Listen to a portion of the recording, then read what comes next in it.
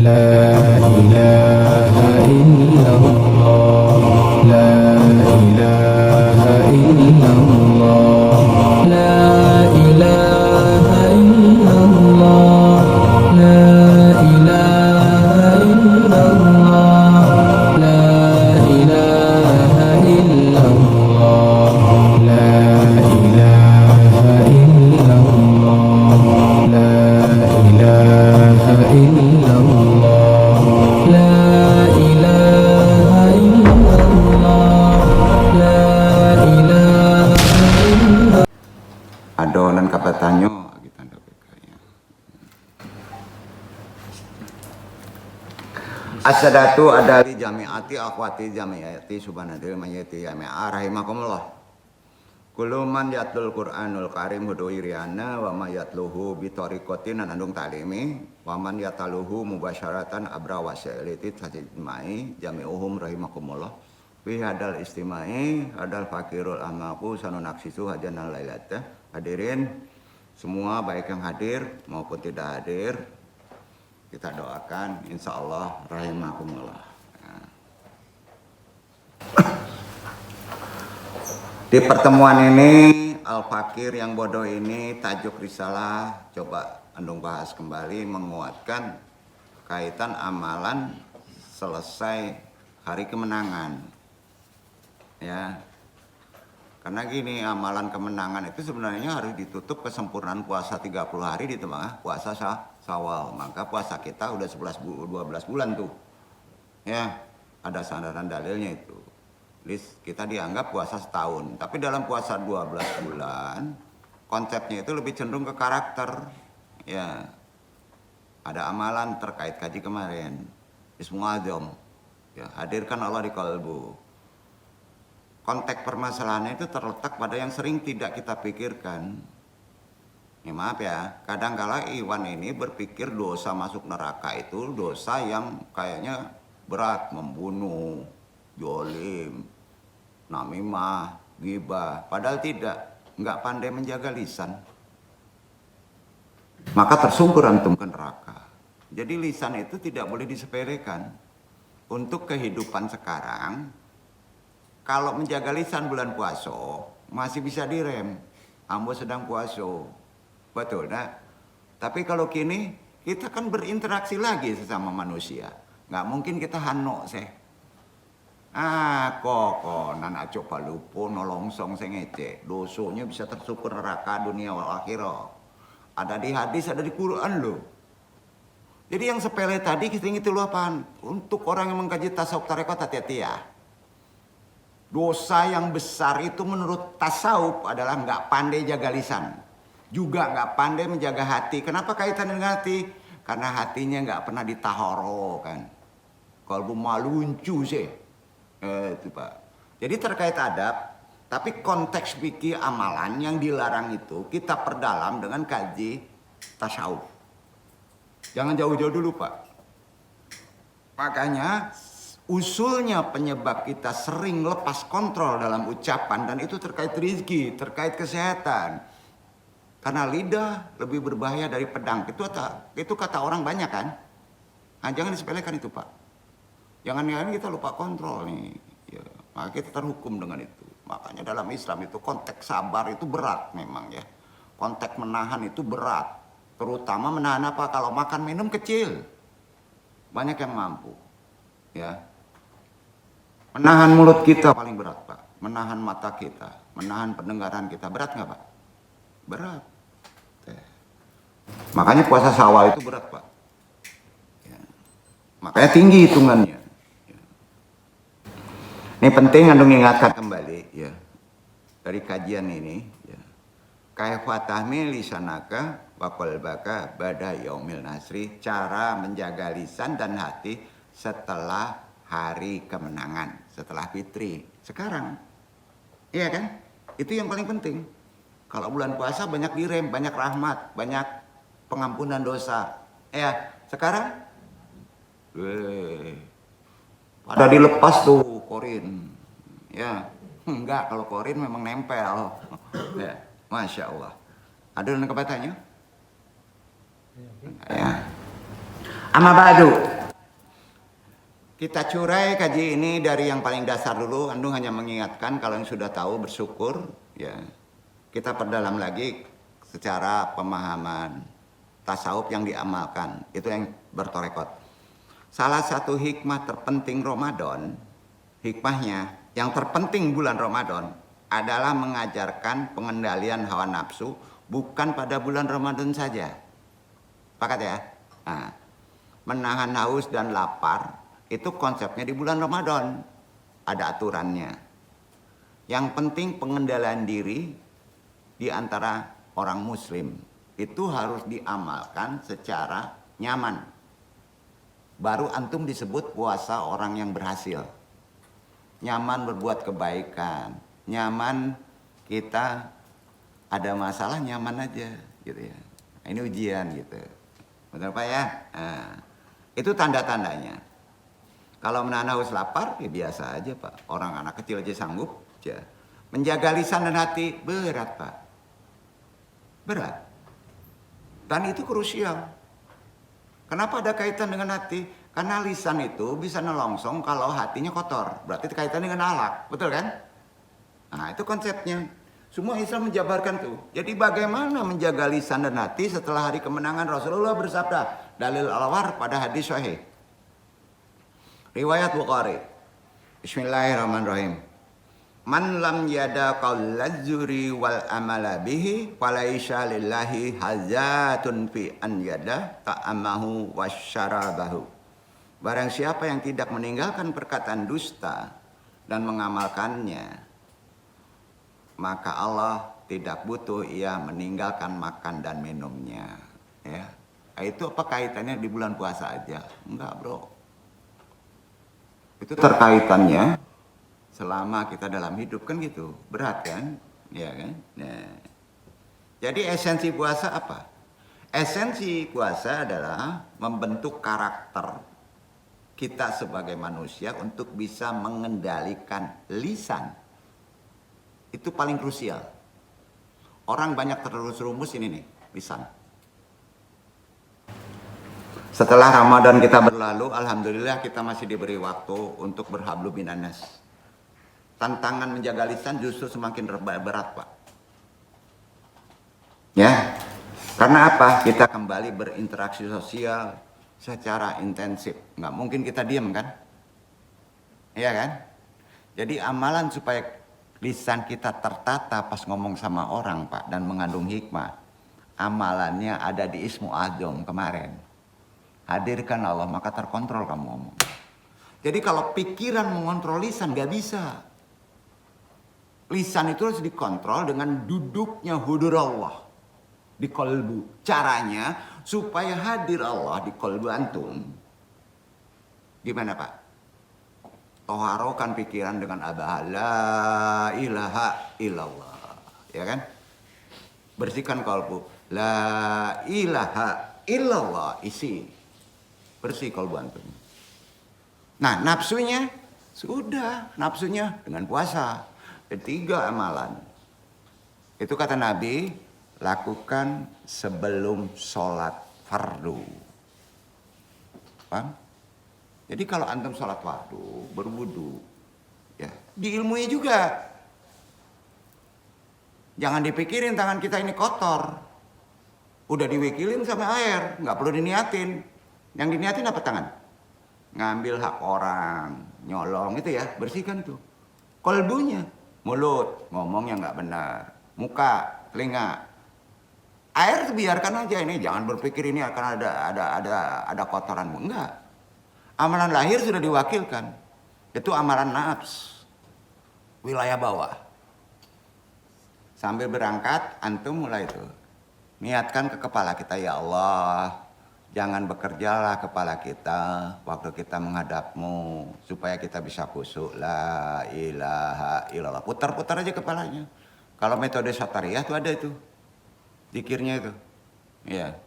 Ulakan dulu dipraktekin tapi sayangnya di satar sekarang nggak dijabarkan secara tarbiyah. Banyak yang taklid. Padahal manfaatnya satar jahar dengan sholawat itu untuk kepala dulu. Abaha namanya. Ya, torekot satariyah lama disebut kistiyah. Pecahan-pecahan tuh. Ya, ada kaitannya. Nah, setelah itu baru tembuskan ke kolbu. La ilaha illallah. Nggak ada Allah di kanan, nggak ada Allah di pikiran, nggak ada Allah di bawah. Allah ada di kolbu. Betul kan? Baru Allahu Akbar setelah niat sholat. Keren tuh sholat gitu. Berarti kita udah memohon, menyerahkan kepada Allah. Karena ingin menghadap kepada Allah, kita taharakan, kita bersihkan lahir batin kita. Itu amalannya. Pertanyaannya diajarin nggak di fikih tuh? Jarang kan? Nah, amalin Pak. Ada hadisnya semua tuh. Maka beres antum. Ya. Nah, udah begitu juga kadang-kala pas Allahu Akbar apa yang diingat? Utang, nggak dapat kerja, gaji kecil, dijolimin. Nah, itu dia masuk. Kenapa nggak bisa masuk? Nung, tadi udah diamalin tahara model antum. Ya itu kan perlu ditajemin kalau pisau. Diulang-ulang. Di mana ulang-ulangnya? Bertolebul ilmi pada majelis yang benar. Ulang terus zikir. La ilaha illallah. La ilaha. Itu metode. Untuk bersih kalbu, untuk bersih kepala. Sampai Pak? Ah, ya. Jadi esensi puasa adalah membentuk karakter supaya kita mengendalikan bisa lisan. Pertanyaannya, kalau ada jemaah andong di sini menganggap enteng lisan nggak perlu dimacem-macemin. Kalau orang cerdas pasti lisannya beres. Salah. Lisan itu berhablu minanas berat, Pak. Berat nggak? Coba jujur. Berat ya? Nah, berat, Pak. Apalagi selesai Ramadan. Ini tantangan lebih berat karena kita semakin berat berinteraksi sesama makhluk. Kan harus ngomong. Intensif lagi. Nggak mungkin. Sama jaga lisan, jangan ngomong, nggak mungkin gilo gitu orang kan, nggak bisa Pak. Nah. Dasarnya mana dong ini? Ada kitabnya Al-Azkar. Kalau ingin didalami referensinya kitabnya Al-Azkar tuh, perkara zikir tapi kaitannya menjaga lisan. Babnya Hizbul Lisan. Baca itu, kitabnya banyak kok. Ya. Ini karangan Imam Nawawi. Ya. Beliau menegaskan setiap muslim mukallaf wajib menjaga lisannya bukan bulan Ramadan saja. Ya, wajib. Menurut beliau wajib. Jadi hari sekarang juga wajib. Ibu, bapak, sama teman, anak. Ya, wajib. Mukallaf wajib. Ya. Jadi wajib menurut beliau. Kecuali terhadap pembicaraan yang mengandung manfaat. Ucapkan kalau bicara itu mengandung manfaat. Pertanyaan di andongnya, interaksi. Berat nggak amalan tadi? Berat nggak? Masuk nasihat Islam kan agamanya itu banyak nasihat. Alun salah saya gurunya lah masuk puluh tuh, tak potong lah. Ah, tak baca tuh. Nah, bakada tuh artinya tuh. Ini bersen terus, motong sih. Nggak bisa itu. Orang gaya kok. Itu paling berat. Maka ngingetin lagi setelah Ramadan. Jangan sampai sia-sia Ramadan kita. Aplikasi dari sholat itu berat. Aplikasi dari puasa Ramadan itu berat Pak. Berat. Antum bisa blank, bisa Pak. Lupo, bisa antum bisa. Ada amalan. Dalam torekot ada amalan. Ya. Insya Allah. Mudah-mudahan Allah meridhoi kita bisa mengamalkan secara rutin. Dan bisa Allah mengontrol kita, menjaga lupa kita, lisan kita, lalai kita. Karena di Quran disebut manusia itu mempunyai sifat yang paling berat, lalai dan lupa. Ya, maka sering lupa dalam ucapan. Ya. Imam Nawawi berkata demikian, tentu ada dalilnya. Wajib lisannya, perkataannya dijaga kecuali keluar omongan yang bermanfaat. Udah paham ya? Makanya orang yang kalau ngomong itu misalnya bermanfaat, banyak diam, antum masih menghargai orang yang banyak diam. Dasar firmannya Kaf 50 ayat 18. Kita buka dengan ayat itu. Jadi firman, coba dibaca.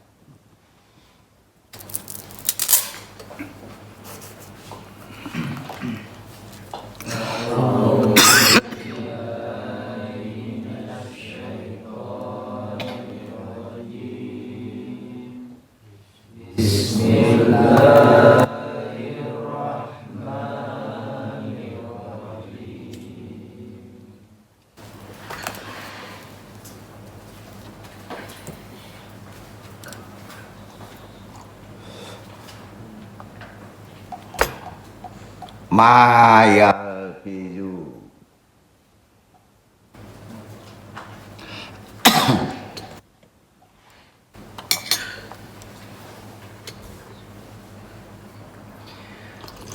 ما يلفظ من قول إلا لديه رقيب عتيد. Tiada suatu ucapan pun yang diucapkan melainkan ada di dekatnya malaikat pengawas yang selalu hadir.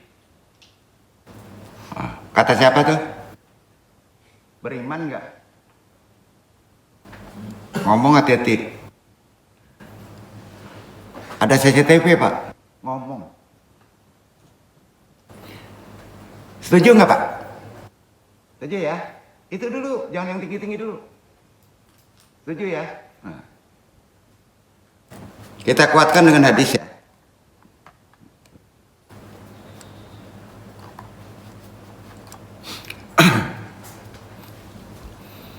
Hadis riwayat Bukhari Muslim ya. Jadi cara menjaga lisan jelaskan dulu. Khususnya di luar Ramadan supaya kita menjadi pemenang ya, menjadi fitri kembali setelah Idul Fitri berdasarkan kitab Al-Azhar karya Imam Nawawi ya. Rasulullah SAW bersabda, "Man kana yu'minuna billahi wal yaumil akhiri falyakul khairon al liyasmut." Barang siapa yang beriman kepada Allah dan hari akhir hendaklah ia berkata baik atau diam. Apakah itu kenanya di bulan Ramadan? Enggak Pak, bulan Ramadan dia tahu itu ada penjaga, ada hadisnya, ada ayat tersendiri. Ini kenanya setelah Ramadan, paham ya? Itu dia Pak, hadis riwayat Bukhari Muslim. Imam Nawawi menjelaskan hadis ini adalah dalil jelas bahwa seseorang tidak boleh berbicara yang namanya muslim kecuali pembicaraannya baik dan mengandung manfaat. Berat Pak, kalau nggak diilmui tuh. Jika seseorang ragu apakah sesuatu pembicaraan mengandung manfaat atau tidak, maka sebaiknya hano, kan itu. Sebaiknya diem, hadis tuh. Tersungkur antum, sial antum, bila hilang kepeng antum, bisa hilang. Betul Pak. Imam Syafi'i, Imam Majab nih, ahlul fikih, ngomongnya gini, nasihatnya.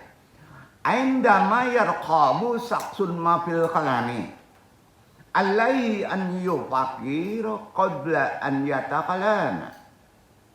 Wa an yata'aqada min wujudi ayi fajidatin au manfaatin fima sayaquluhu.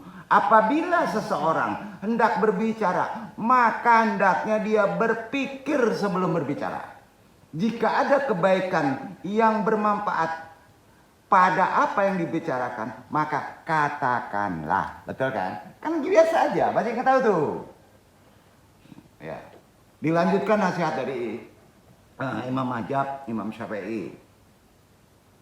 Lidah alaihi an yatakalama wa in kan fi syaqin. Fala yatakalamu hatta yuzila dalika syaqa bizalika kalamihi masmu'an. Maka dia hendaklah berbicara dan dia meragukannya, maka jangan bicara sampai dia bisa mentaharaukan kolbunya. Maka ucapkan kalau sudah nyaman menjadi ucapan yang baik. Nah, di antara nasihat Imam Syafi'i itu ada suatu doa untuk membersihkan kolbu. Kemarin doanya, Yang duduk ini sayang di-share satu-satu itu doanya. Ayo, apa doanya kemarin? Baca itu, maka antum hilang dari lalai dan lupa setidaknya. Indah, nganga, indah, lalai, indah, lupa. Oh, itu kabur tuh. Korin bisikan waswisudurinas. Ta'awudz itu di depan, Pak. Kalau amalan kolbu ya tadi kemarin, nanti yang disebut. Mengingatkan kembali. Ya, duduk. Jadi amalan torekot itu tidak la ilaha illallah. Pada interaksi sesuatu yang menjadi masalah, lalai, lupa, timbul suatu penguapan, bisa diamalkan nanti. Dan itu ada sandaran dalilnya, khususnya di hadis sahih. Duduk ya. Itu yang dikejar sama orang-orang dulu amalan tadi. Karena mengungkap amalan tadi itu harus jadi mufasir yang ahlul tafsir. Ayatnya tersembunyi di Quran. Yang duduk juga nggak pintar. Untungnya ada guru ngajarin, maka disampaikan. Itu bersanad. Betul kan? Jadi jelas ya. Prinsip dasar. Berkata baik atau diam. Itu prinsip dasar. Kehidupan berhablum minannas setelah Ramadan. Kan biasa aja kajinya tuh.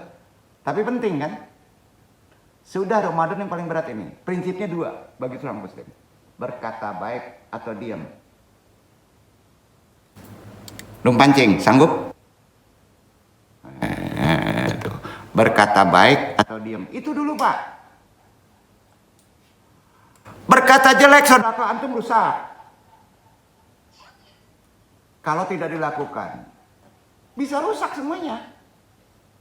Berkata buruk antum di luar dengan teman, dengan siapa aja. Pas sholat antum sulit khusyuk. Betul kan? Krusial. Jadi pegang prinsip itu. Dalam kehidupan sosial di kekinian, coba bisa nggak amalannya paling dasar? Berkata baik atau hano?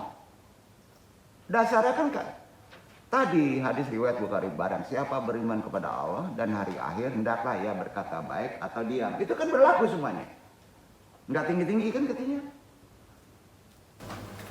Imam Nawawi menjelaskan hadis ini adalah dalil jelas bahwa seorang muslim tidak dilihat makomat. Kalau bisa mempraktekkan itu, sudah dianggap orang yang sangat soleh. Itu yang dihargai. Jadi, pikir dulu sebelum kita menasihati. Ya, kalau terganggu ingin dihargai, jangan ngomong. Walaupun nasihat itu baik. Berat Pak? Berat ya. Karena kata ajaran Islam, kata Rasulullah SAW, idola kita, berkatalah yang mengandung manfaat. Jika seorang ragu dalam berkata tidak mengandung manfaat, jangan berbicara.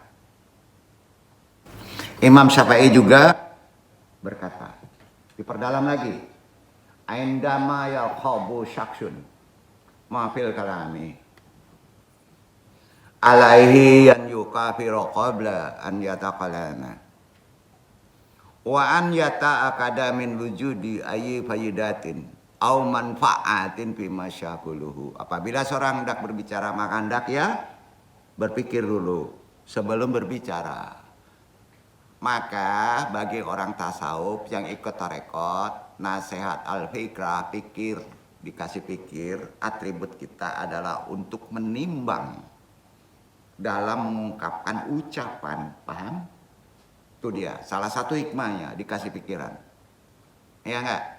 Jika ada kebaikan bermanfaat pada yang akan dikatakannya, ucapkan. Lidah alaihi yang takalama wa in kan syakin. Ulang-ulang aja nih. Fala yatakalamu hatta yujilla dalika syaka bijadalika kalami masmu'an. Maka dia hendak berbicaralah kalau itu mengandung manfaat. Kalau mengandung keraguan, sebaiknya diam. Nah, ini kan mesti anda ngingetin. Banyak yang tahu. Perusak awal di situ, Pak. Maka itu sering diulang-ulang. Bukan kajian cetek itu, Pak. Menanamkan itu berat. Yang kedua, sadari ya dalam kehidupan nanti ke depan, di kondisi akhirul zaman ini, bahaya perkataan ringan. Kata Nabi itu. Kataannya ringan tapi dosanya luar biasa di mata Allah. Karena Rasulullah bersabda begini, innal abda la yatakalamu bil kalimati mayatabayan fiha yajilu biha finnar abada mimma bainal masyriqi. Sesungguhnya seorang hamba mengucapkan kalimat tanpa dipikirkan terlebih dahulu, dan karena dia gampang saja mengucapkan maka dia terlempar ke neraka sejauh antara jarak ke timur. Ngeri nggak Pak? Ya. Hadis riwayat Bukhari nomor 6477, Muslim 2988, jelas saya. 3. Ini amalan. Memahami bahwa lidah adalah kunci segalanya. Ya. Belum sampein ya? Lidah itu kuncinya Pak, segalanya. Kontrol. Kalau pikiran itu taharakan saja. Kalau ingin ditambah epistemologi, mungkin penuh, harus jaga lidah. Nah ini bahaya untuk dosen-dosen nih ya. Nah, ini anak UIN pengen jadi dosen nih. Nyerocos saja kalau lidahnya nggak benar, walaupun benar jadi masalah. Duduk ya, pendakwah, hati-hati Pak. Ya, sangat beresiko Pak. Ini penting, itu gunanya kita mendalami tasawuf. Manfaatnya di situ. Kalam kita. Hati Pak, kata hadis, kalam doa loh. Tapi bukan dilihat dari ucapan lidahnya, geraknya. Maka kalau kita nyebut la ilaha illallah, bibir nutup juga dia terlafazkan. Itu hikmahnya dalam. Pahami lidah itu kuncinya dalam amalan setelah Ramadan. Maka ada yang menyebut metode amalan tarekat dzikirnya apa Pak? Untuk menghapusnya. Kopi. Apa?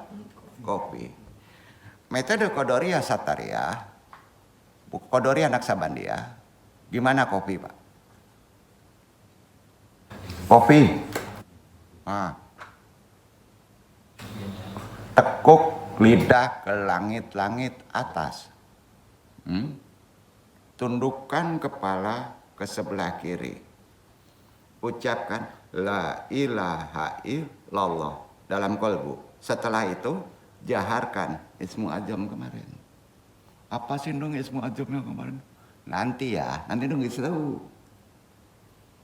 Kalau mengandalkan itu urusannya di akhirat aja. Kalau dilafazkan secara jahat, urusannya di dunia. Beresin kepala. Antum akan senang berbicara baik. Antum akan simpatik karena yang ucapan itu dikontrol oleh zat Allah. Duduk di kolbu. Itu manfaatnya. Tadi ada ikhwan kita yang sering lupa, yang sulit. Itu amalan itu. Sampai ya. Nih amalannya. Satar ngajarin. Kalau kita blank lupa mau mengucapkan ahlul politik, pendakwah, ya, pas ada naik sesuatu semangat, tekuk lidah, lafadzkan baru ngomong, lurus. Sepakat? Sepakat? Ada pula jemaah kita nggak bisa alhamdulillah, entah dimakin dah. Itu dia obatnya, anongelah kemari. Tapi andung bantu. Sampai Pak? Nah. Kopi Pak. Kopi caranya. Itu ajaran tasawuf. Jadi itu termasuk tasawuf menterapi. Kopi itu tasawuf menterapi. Kalau terapi kan harus ada praktek amalan. Gimana praktek amalannya? Minum obat? Enggak. Ucapkan.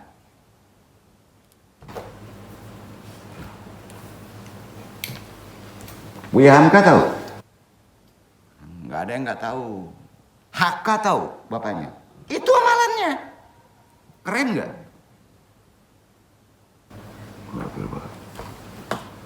Kok baru tahu saya? Ya bingung dong. Kok disembunyikan ilmu ini? Sudah saatnya kita buka ilmu ini. Nggak bisa disembunyiin. Ya. Jadi lidah itu jangan dianggap sepele Pak. Maka ada yang menyebut amalan tarekat zikirnya kopi. Dalam hadis riwayat Tirmizi, Mu'ad bin Jabal bertanya kepada Rasulullah tentang amalan yang dapat memasukkan ke surga dan menjauhkan ke neraka. Sholat 100 rakaat, puasa Daud. Enggak, itu jawaban Nabi. Ya, amalan bisa masuk surga, menjauhkan neraka. Setelah Nabi berdakwah menjelaskan Islam, sholat, zakat, puasa, haji, pertanyaan ini dilempar oleh Mu'adz bin Jabal kepada Nabi. Pertanyaan sedikit, gimana ya Rasulullah amalan supaya bisa masuk surga dan jauh dari neraka? Itu pertanyaan Mu'adz. Ini tadi saya, apa jawab Nabi? Ala ukhbiruka bima laku dalika kullihi. Maukah bila aku beritahukan kepadamu tentang kunci semua perkara tadi yang kamu pertanyakan? Qultu bala ya Nabiullah. Maka Mu'adz menjawab, ya wahai Rasulullah, termasuk sahabat lain. Qala fa akhada bi lisanihi qala kufa alaika hada. Maka beliau memegang lidahnya. Entah.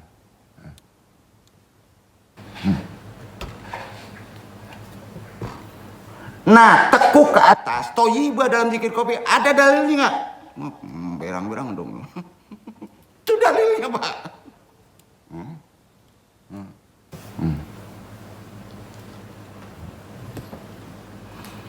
Maka setelah itu beliau bersabda, jagalah, ucapkan toyibah. Sampai Pak? Kolbu, kan nggak mungkin nih bisa ngomong toyibah kalau ditekuk. Cukup Allah. Ingat Allah. Ya. Fakultu ya Nabi Allah wa innalamu akhaduna bimana takalamuhu bihi faqala. Wahai Rasulullah, apakah kami dituntut siksa karena apa yang kami katakan? Misalnya nggak melakukan itu, dituntut siksa. Maka Rasulullah bersabda, "Atamana antakun bi khairin ya Mu'adz." Semoga engkau selamat wahai Mu'adz. Kemudian dilanjutkan, Rasulullah bersabda, wahai yaqubun nasa finnar alla wazuhihim wa ala manakirihim ila hasaidu alsinatihim. Adakah yang menjadi orang menyungkurkan mukanya, atau ada yang meriwayatkan juga batang hidungnya ke neraka, di dalam neraka, selain ucapan lidah mereka. Penting Pak menjaga lidah. Tuh. Banyak perawi hadis ini Bukhari, Muslim bernomor sahih Pak. Itu sandaran kenapa zikir kopi mesti ditekuk lidah ke langit-langit atas. Itu dia. Sampai ya. Di samping menjaga ucapan dengan berzikir jahar, kopi amalannya. Dalam kitab Berhablu bin Nanas, selesai sholat Idul Fitri, selanjutnya ialah insya Allah. Ini udah masuk 4. Ya, kalau di Al-Adhkar yang tadi nggak dijabarkan bulat, ya, seperti kopi tadi, langsung masuk ke 4. Jauhi gibah, jauhi namimah. Mudah nggak? Berat Pak. Kalau tanpa dibantu dengan amalan ruhani tadi. Sampai Pak? Sampai ya? Gibah udah nih tahu dah. Apa itu gibah, apa itu namimah. Perbedaannya gibah itu ngomongin orang. Namimah itu adu domba, itu aja. Ada di Quran tuh. Walaupun dia benar, memang dia itu zolim, digibahi, tetap dosa. Karena dia satu akidah, berat. Kecuali orang yang sudah mengamalkan tadi. Namimah apalagi dibumbuin dengan adu domba. Udah lebih berat lagi. Itu ada di Al-Adhkar. Ya, sampai Pak. Aduh ternyata fikihnya berat-berat juga ya. Perkara sehari-hari itu. Menjauhi ghibah. Kalau untuk menjauhi ghibah, renungkan ya. Nih, kunci-kunci yang paling pokok secara syar'i. Tapi kunci tadi adalah kopi.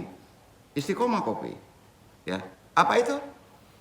Allah berfirman di Kaf 18, "Mayal fizu min kulin illa ladaihi raqibun atidun." Tiada suatu ucapan yang diucapkan melainkan ada dekatnya malaikat pengawas. Itu renungin itu. Yang kedua, tolong dibaca deh yang kedua tuh. Ya. Untuk supaya tidak bisa gibah, karena gibah itu dianggap biasa. Ya. Nanti alasannya fasabiqul khairat. Jangan Pak. Karena ada dasar dalilnya. An-Nur 15, Iqra Ikhwan.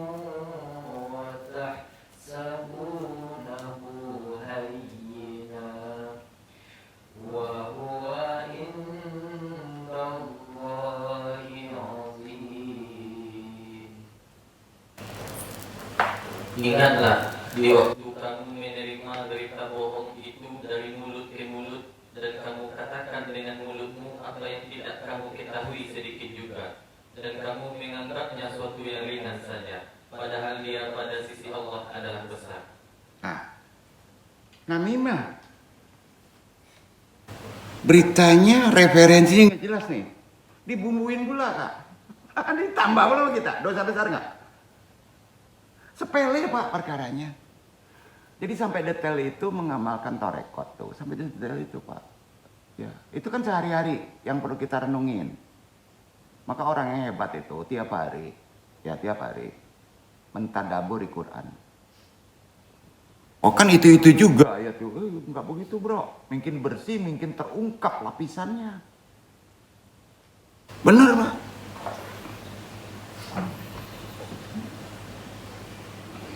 Ketiga, untuk bisa mengontrol tadi di kehidupan sekarang supaya antum dianggap puasa antum menang di Syawal ini setarnya, kalau bisa dibantu dikuatkan sampai setahun adalah dengan puasa Syawal, betul kan? Ya. Amalan selanjutnya penjelasan talibul ilmi masuk ketiga nih untuk menjaga lidah. Yang paling krusial, yang lainnya bisa ngiring aja kalau ini udah terjaga kolbu. Apa ketiga? Ingat hadis-hadis tadi yang disampaikan. Ingat tuh, ya. Yang keempat, ini dia amalan. Setelah thayyibah, biasakan antum berkata pada diri antum sendiri, ucapkan ke kolbu antum. Bukan minta fatwa. Bermohon kepada kolbu, memfatwakan kolbu, duduk gak? Bukan minta fatwa setelah selesai ini, duduk gak? Tolong, berfatwalah kepada hati kamu itu tinggi, berarti orang itu sudah mulia, sudah bersih kolbunya. Itu pun ada tanda dalil, fatwa kolbu, sebaik-baik orang tidak boleh diimani. Paham? Paham ya? Nggak boleh, mazhab pun nggak boleh diimani karena bisa berubah. Ya, diilmui. Beda nggak diimani dengan diilmui? Wilayah kecerdasannya beda. Ya. Jadi dalam torekot ada yang disebut memfatwakan kolbu atau meminta fatwa kolbu, memfatwakan kolbu. Bismillahirrahmanirrahim. Allah ridhoi. Ucapan ini jahar ya, tapi diawali dengan kohwi menekuk lidah. Duduk ya. Ulang. Ucapan ini amalan. Berfatwa kepada hati, bukan meminta fatwa. Ya. Pertama, kohwi. Caranya jangan dipegang lidah, udah kerja sendiri. Apa yang diomongin? Bukan la ilaha illallah. Apa? Allah. Satu. Ya, sudah itu lepas, ucapkan Allah sahidullah, najirillah, mayallah, mutliun alai. Ulang, ucapkan itu. Allah sahidullah, najirillah, mayallah, mutliun alai. Artinya Allah adalah saksi saya. Allah mengawasi saya. Allah bersama saya. Allah mengetahui keberadaan saya. Berani ngamalin? Itu syahadahnya langsung gak ke mursyid, ke yang menjadikan kamu. Pertanyaannya, kalau antum sudah berbaidah langsung kepada Allah dengan metode tadi, ada guru, ada ilmu, ada hadis, yakin itu bisa dikontrol nggak hati kamu? Kalau hati sudah menjadi nur, beres nggak kepala? Beres nggak tindakan? Udah pulang, udah selesai kaji itu. Satar, kodor, kali dia semua pakai tuh. Tapi itu tadi, dia harus punya bai'ah, punya talqin. Baru berani mengucapkan ini. Ulang. Allah sahidullah najirullah mayallah mutliun alai. Ya Allah. Allah adalah saksi saya. Allah mengawasi saya. Allah bersama saya. Allah mengetahui keberadaan saya. Untuk mengasah ini, wiridnya ucapan tadi, ucapan mulut cukup tauhidun 1. Yang banyaknya 56 thayyibah. Mengasahnya tuh. Ya, mengasahnya. Jadi gini, mengasahnya. La ilaha illallah, la ilaha illallah. Bersihkan kalbu. La ilaha illallah sampai 56 kali. Ya. Itu amalan tarekat. Sudah itu boleh sudah sholat fardu. Jangan sepelekan fardu, fardu duluin. Baru itu kan metode. Amalin tuh thayyibah. Lakukan aja itu. Nanti sudah jelas ini nggak perlu buat tarekat ting. Nggak perlu hadir. Karena bisa ngamalin sendiri kan. Udah kayak gitu apa Pak? Kopinya sekali aja. Caranya? Sudah itu? Apa yang diucapkan? Allah sahidullah nazirullah mayallah muti'un alai. Ulang-ulang. Aurat, wiridkan itu. Sampai apal artinya. Supaya terhunjam karena itu wilayahnya nanti di sekujur tubuh. Namanya disebut kalau yang duduk ulu jasad. Itu ngomongnya itu ke kepala, ke mata, ke telinga, sampai ya. Nah, kalau sumber ini jangan diajarin, tapi itu fatwanya nanti ngomongnya kayak gitu, keterima. Itu makna inti dari esensi talqin zikir. Ya. Wiridkan kalimat tadi, insya Allah menghadirkan muraqabah, kesadaran, merasa diawasi Allah. Nah pertanyaannya, amalan ini kata orang toreko, amalan adalah mencapai titik derajat ihsan. Gitu? Sampai itulah derajat ihsan. Pakailah derajat. Kalau sholat seolah-olah melihat Allah. Kalau tidak melihat Allah, seolah-olah Allah melihat kita, kan gitu. Iya kan? Betul kan? Praktekin. Praktekin Pak. Berat kan Pak? Wilayah iman loh. Ya harus bersih kalbu. Kebayang aja Ka'bah, antum udah disirit kamar loh. Hati-hati Pak. Jadi enggak semudah itu Pak. Untuk menjaga atribut tubuh, mata, telinga itu enggak semudah itu. Apalagi interaksi kita setelah Ramadan. Kalau Ramadan itu dikontrol Pak. Makanya bulannya mubarakah benar, degil pun jadi baik ya. Tapi kan selesai Ramadan ini kan yang perlu kita awasi nih. Lisan kita, atribut kita Pak. Karena kita interaksi kita kan manusia sosial. Betul kan? Itu yang paling penting Pak. Jadi itu yang kelima. Ya, yang terakhir, ini wilayahnya sudah syar'i dalam menjaga lidah. Kayaknya sepele tapi susah nih. Apa Pak? Menjaga pertemanan dan lingkungan. Udah paham ya? Temanmu agamamu. Betul? Lingkunganmu. Nah, itu dia. Nah. Al-mar'u ladini qalilihi falyanjur ahadukum man yukalilu. Seseorang itu tergantung pada agama teman dekatnya. Maka hendaknya salah seorang dari kalian melihat siapa yang ia jadikan sebagai teman dekatnya. Hadis riwayat Abu Daud nomor 4833, Tirmizi nomor 2378. Dan hadis ini sering disepelekan oleh orang kehidupan zaman sekarang. Nah, kawan dekat antum siapa? Boleh silaturahim ke siapa saja. Ya, boleh. Ya. Pemabok, insya Allah jadi pemabok. Kecuali antum bisa ngerem maboknya. Gitu Pak. Jadi itu amalan lahir kan. Nah, ini tunjukin juga ya. Begitu juga bergaul dengan orang-orang saleh. Manfaatnya bisa membantu kita menjaga lisan. Karena mereka sering mengingatkan. Betul kan? 6, masih ada kok. Masih berat Pak amalan lisan tuh. Aplikasi sering terlalu tinggi untuk menjadi orang yang fitrah itu ke amalan lain. Padahal amalan yang paling pokok itu cuma satu. Ucapanmu. Perbanyaklah zikir, perbanyaklah istighfar. Kalau belum mempan dari petunjuk yang 5 tadi, perbanyak tadi. Zikir, thayyibah, istighfar. Ya. Dasarnya mana? Udah di Arat 28. Tuh dibaca.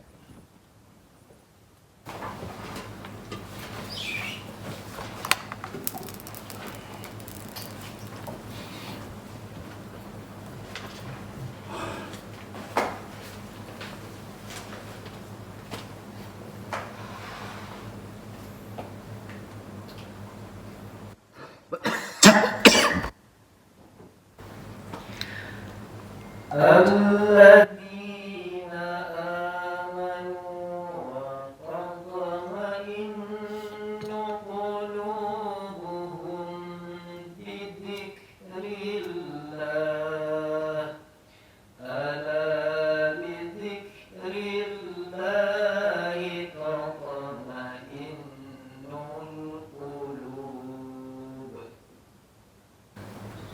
Yaitu orang-orang yang beriman dan hati mereka menjadi tentram dengan mengingat Allah.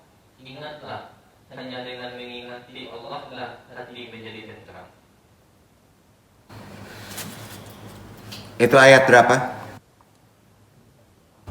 28. Ayat berapa itu? 28. An-Nur ya? Betul, An-Nur. Dibaca An-Nur. Oh sudah, ayat 15 tadi ya. Andung saja lalai.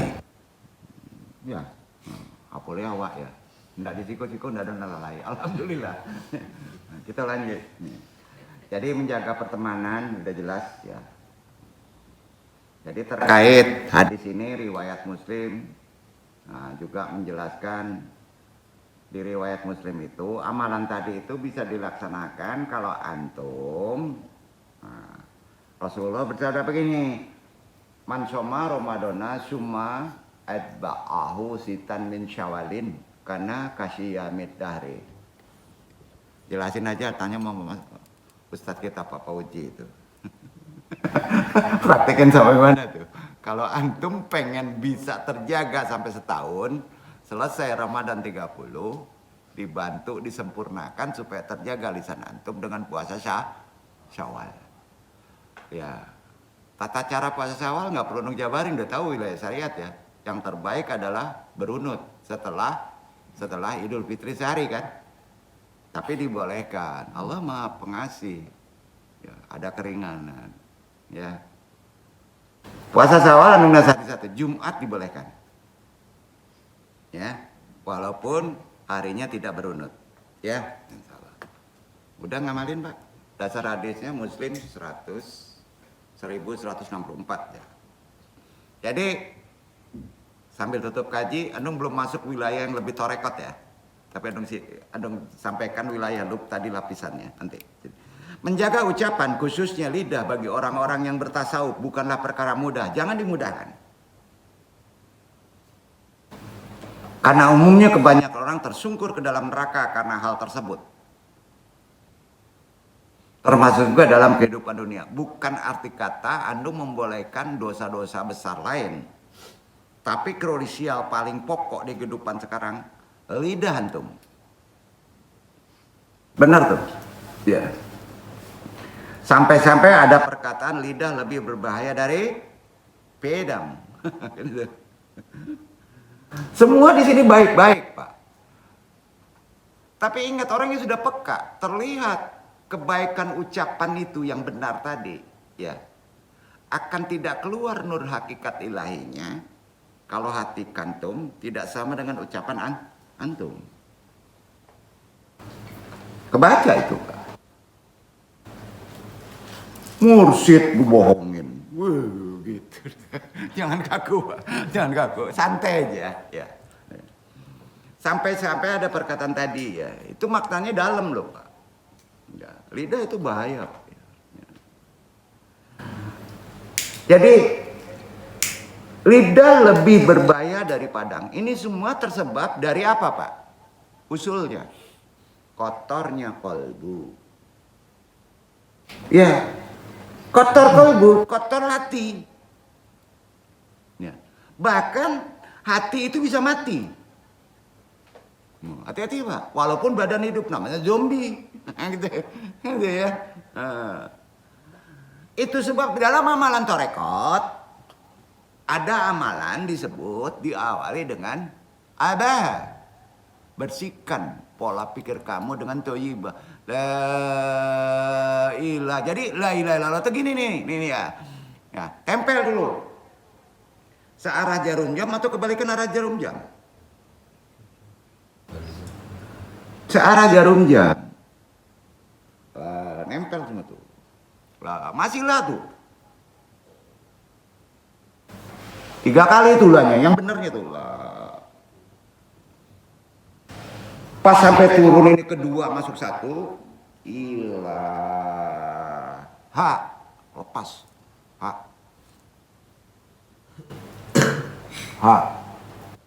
Ya, turunin. Il ke bumi, masukin. Allah. Duduk. Tidak boleh napas. Tidak boleh napas. Untuk menjadi ucapanmu itu baik. Penting nggak untuk pendakwah? Jadi nggak ada deh. Kalau ada orang belajar agama nggak bisa baca alhamdulillah itu nggak sembuh sama ini ya gue kecikui. Betul kan? Ada banyak faktor. Banyak faktor. Nah jadi kalau dalam metode tarekot tasawuf ya, kayak dalam terapi tasawuf, nah, khusus yang mendalami itu, kunci utama karena berpengaruhnya pola pikir, pola pendengaran kita, ya, bersihkan kolbu.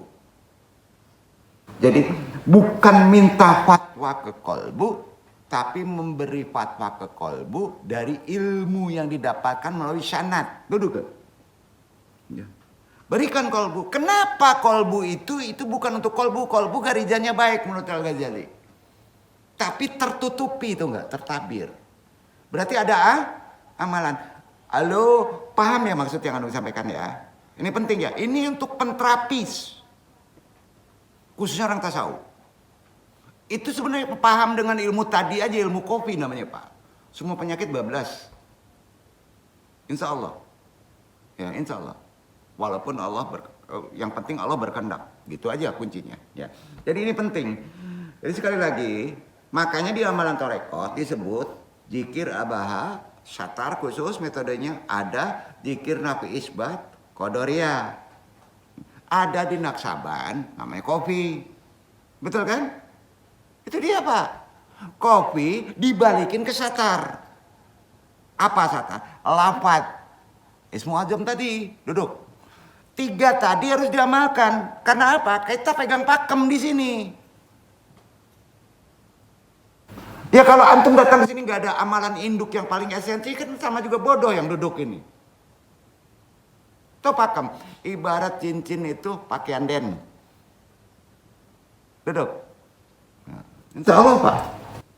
Itu maksudnya. Jadi ini penting untuk Andung sampaikan. Bukan egois ya. Karena ini juga di-share. Ya. Rasulullah SAW bersabda, Inna Allah tajawaja an ummati mahadat sabihi an pusyaha falam tamal auta takalam. Sesungguhnya Allah memaafkan umatku terkait apa yang terlintas dalam hati mereka selama ia tidak melakukan ataupun mengungkapkan pengucapannya. Ada toleransi kan? Kalau sudah mengamalkan tadi, masih juga ada lintasan-lintasan jelek, Allah maafin Pak. Hadis ini kena kepada orang yang sudah mengamalkan itu. Paham maksudnya? Ya. Tapi kalau antum tidak mengamalkan amalan tadi, mengisi dengan kopi, membersihkan kolbu, semua sebenarnya secara eksplisit di Quran ada. Kan harus dijelaskan. Kalau antum tidak mengamalkan tadi, makanya saran bertorekot lah. Bertorekot itu metode memang. Tapi sifatnya itu sunnah, bukan wajib. Duduk ya. Nah, maka bertorekot lah. Dan dengan begitu, antum akan tahu. Ya, akan tahu gimana pengamalannya itu mendarat kolbu. Karena Allah melihat kolbunya. Kalau lintasan antum sudah melakukan tadi, ya, masih ada lintasan jelek untuk berkata jelek. Berarti apa Pak? Itu bukan azab. Itu ujian hikmahnya antum menguatkan kembali toyibah. Duduk. Kuatkan toyibah itu. Karena itu hati-hati dengan ide-ide yang terlintas dalam benak kita dalam kehidupan sekarang. Khususnya kalau jelek, tidak menetap, ya, tidak menetap, ya, jelek nih, terlintaskan di hati, tapi nggak netap. Allah nggak marah, sampai Pak. Tapi kalau udah menetap lama, kok itu aja, itu dendam namanya, iblis. Itu perlu ditalkin, gitu Pak, terapinya. Ya. Ini memang sulit untuk dijelaskan Pak, harus dijelaskan pelan-pelan. Itu disebut kalau di syariat bisikan setan lah. Sudurinas ya. Nah, jadi harus kita tolak secara syariat sanggup. Susah. Mungkin tinggi ulama, pangkat pengganggunya iblis Pak, jenderal. Makanya jangan di ulama, jadi orang bodoh. Gede Pak gangguannya, betul kan? Mungkin dalam ma'rifatnya, mungkin tinggi pula setannya. Aduh, Masya Allah. Jadi memang begitu kondisi naturalnya. Jadi ketika pikiran buruk terlintas, ingatlah bahwa itu adalah bisikan setan yang harus ditolak. Apa aja, itu di pikiran tuh. Kemudian mencari ujur, tau nggak? Alasan baiknya apa? Ujur. Umar bin Khattab penasihatin tuh, ini udah tarekot. La tashuka bil kalami aladi yasduru an akhika madam babi imanika antazidala sababan wazihan. Janganlah engkau berprasangka buruk terhadap perkara yang keluar dari saudaramu. Pakai ujur tuh. Jangan-jangan dia dilupakan sama Allah. Itu ujur. Jangan-jangan dia memang ada masalah. Itu ujur. Itu yang harus kita ucapkan. Jadi bukan kehendak dia. Itu orang yang bertarekat, itu orang yang bertasawuf. Bukan ditambahin nanti namimah. Jadi penting ini Andung jelaskan juga ya. Dengan begitu insya Allah. Karenanya Al-Ghazali ngomong gini. Ya, Al-Ghazali nih ada bukunya juga. Kapanpun pikiran buruk mengenai muslim lainnya saudara kita terlintas dalam pikiran kamu di kehidupan sekarang ini setelah Ramadan. Nah, maka jadikan itu untuk meningkatkan perhatian kamu dan bersikap baik kepada orang yang berburuk sangka tadi. Karena ini semua bukan dari dirinya, tapi dari bisikan iblis. Ya, itu sebabnya bahaya lisan menurut Imam Nawawi di kitab Adhkar sudah jelas. Memberikan definisi yang sangat jelas tentang ghibah, namimah, bisikan setan. Baca deh bukunya itu Pak. Andongan yang mengucapkan secara menyimpulkan. Dan ternyata di kitab-kitab itu mengandung amalan-amalan tarekot. Ini nggak boleh berhenti di amalan zahir saja Pak. Jadi di sana nih kita dapat hikmah. Jadi di sini penting tolong dilafadzkan Al-Hujurat surat 49 ayat 12. Ada amalan. Iqra Iwan.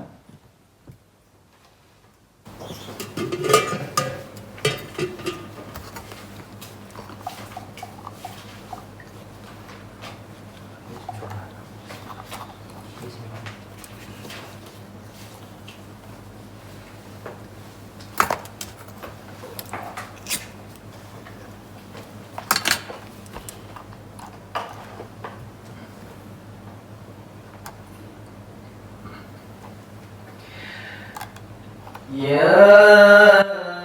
ayyuhalladzina amanu jtanibu katsiran minadh dhann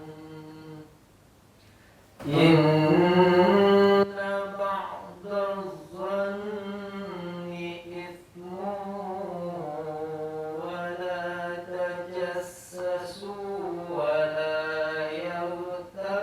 ba'dukum ba'da ayuhibbu ahadukum an ya'kula lahma akhihi maytan fakarihtumuh wattaqullaha innallaha tawwabur rahim.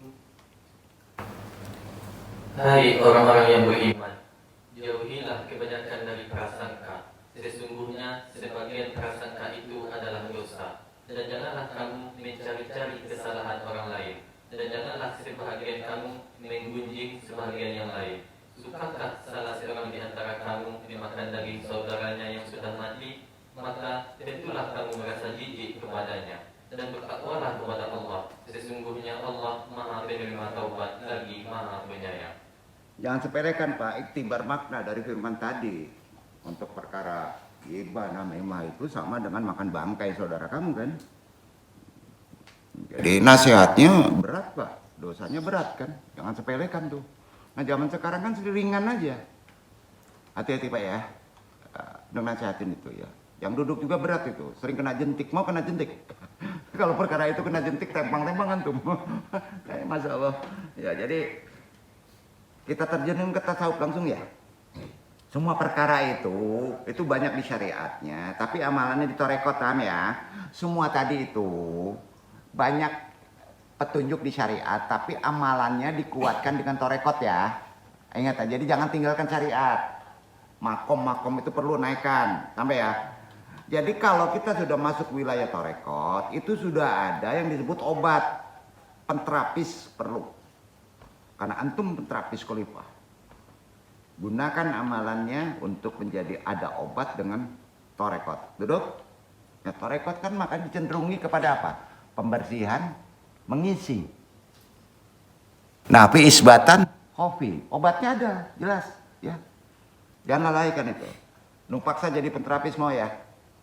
Ya, maka kalau antum sudah ditalkin-tikin nggak pandai memperbaiki orang kerasukan, aduh, maluan dong.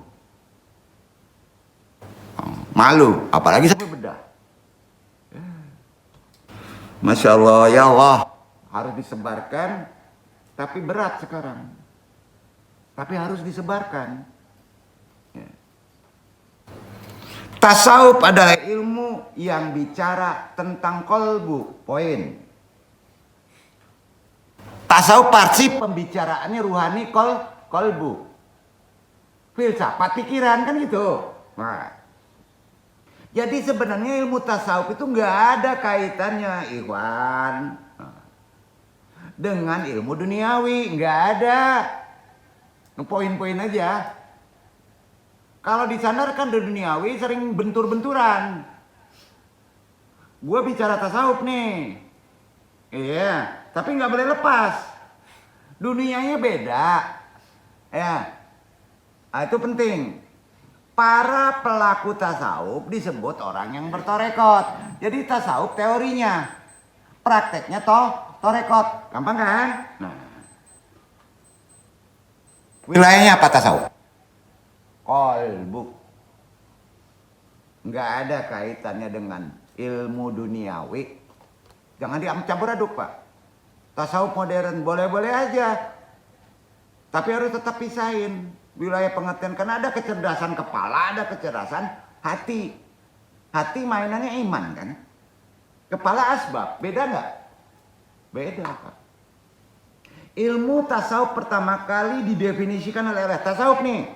Ini tidak bertarekot. Pancing. Siapa yang pertama mendefinisikan melalui pikiran? Tunjukin ya. Ali bin Musa Al-Qadim, orang Iran. Imam Syiah yang ke-8, itu dia yang menteorikan praktek torekot, namanya tasawuf, orang Syiah. Aduh. Ya boleh-boleh aja. Jangan anggap jelek. Dibumikan namanya. Sama ya? Ulang ya.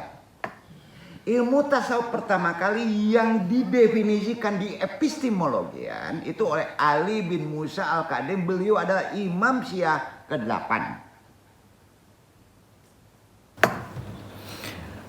Definisinya, tasawuf adalah mencari hakikat dari kepalsuan. Itu dia definisinya. Jabarkan itu. Contoh. Belum tentu wanita yang memakai jilbab lebih baik dari yang tidak memakai jika hatinya ternyata lebih baik dari yang tidak memakai jilbab. Itu tasawuf. Duduk nggak? Tapi kan lepas dari fikih yang sudah pakem, betul kan? Kita harus ngikutin dua-duanya kan? Nah, itu dia. Selanjutnya, Junun Al-Misri. Udah tahu lama sufi nih. Mengemukakan definisi lain tasawuf, yaitu orang yang mementingkan kebenaran mengalahkan yang lainnya. Harus benar semuanya. Berat. Itu tasawuf. Jika ia mampu melakukan hal ini, maka Allah akan mementingkan dirinya mengalahkan yang lain. Betul. Nah, tasawuf terus mengalami perkembangan, betul kan? Dengan tokoh-tokohnya Junaidi Al-Baghdadi, Al-Ghazali, Al-Halaj, dengan cara definisi yang berbeda-beda dan berkembang. Jadi antum tutup supaya jangan meruak kemana-mana kaji tasawuf ini ya, karena itu teoritis. Tapi perlu dipelajari. Dengan mana? Dengan hikam. Renungkan. Min alamatil itimadi ala syadaqati inkifadul amali ainda hudufil fasyali. Salah satu tanda bergantung pada amal adalah berkurangnya harapan di waktu antum gagal. Al-Hikam. Ini mesti jabarin dalam, bro. Banyak orang merasa telah melakukan banyak amalan. Banyak, udah banyak melakukan amalan kepada Allah. Mengharapkan amalnya tersebut bisa membantunya menghadapi masalah. Enggak begitu, bro. Harus ada torekot. Harus ada sanad guru. Karena pikiran itu bisa melenceng. Dari sudut pandang tasawuf, seseorang tidak boleh mengandalkan amalannya. Yakin? Itu ilmu tasawuf. Oh, rajin puasa. Oh, itu bisa menolong saya. Enggak bisa dalam ilmu pandangan tasawuf. Nah, amalan yang dilakukan harus diniatkan untuk melakukan perintah Allah. Itu yang benar. Jadi antum mengamalkan ke sini itu karena perintah Allah. Itu aja. Gampang tuh. Bukan menjadi andalan di hadapan Allah karena amalan antum. Nggak boleh. Antum nggak ngerti tasawuf tuh. Tidak bisa menjamin untuk selamat kalau amalan antum nggak tinggi. Ya taklid buta dong. Kalau pengen berhasil duit kita mesti puasa, nah, puasa uang katanya. Wih kacau ini, nggak bisa kayak gitu, nggak begitu. Gampang kajinya. Jadi mengandalkan amal berarti mengandalkan apa pak? Karena syirik loh, selain Allah. Duduk. Bukan arti kata nggak boleh melakukan amalan. Nah, tolong luruskan. Ya. Dalam sikapi peran amal, ya sikapnya gimana? Terdapat beragam pendapat. Tanya Mu'tazilah, pusing antum. Tanya orang filsafat, pusing antum. Punya dalilnya masing-masing. Nah, insya Allah hal ini anu akan berdalam dengan sirul qalbu. Bukan sirul asar. Sirul qalbu, rahasia hati dengan lapisannya yang mesti kita beresin itu torekot. Kapan dong? Senin ya? Sabar. Wabillahi taufiq hidayah, mudah-mudahan ini bermanfaat sebagai dasar kita selesai saudara fitrah untuk menjadi amalan. Wassalamualaikum warahmatullahi wabarakatuh.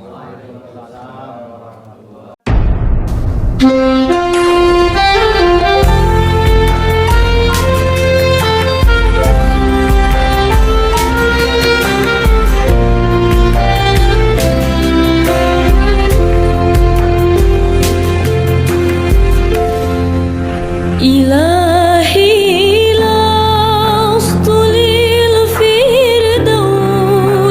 أهلا